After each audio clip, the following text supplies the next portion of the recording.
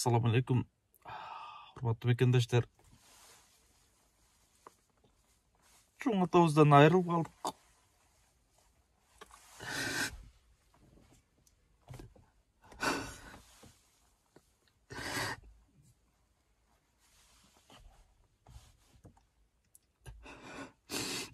Meni düz aktay almadık.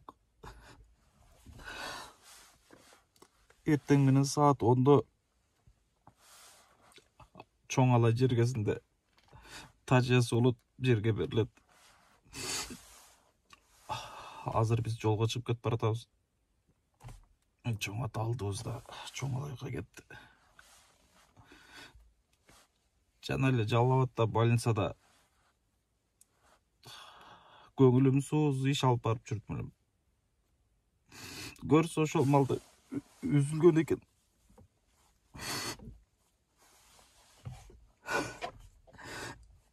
Meni düz akтай almadık.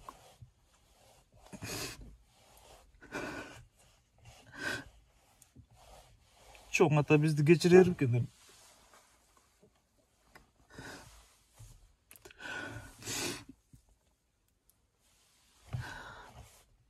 Öz balasınday olup kaldık.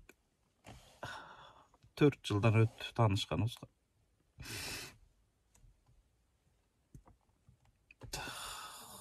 Айла жок.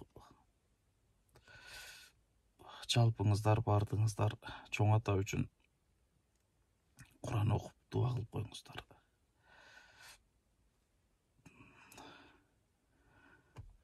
Мүмкүнчүлүгүңүздөр болсо Çoңалай жергесинде эртең тажиясы болот.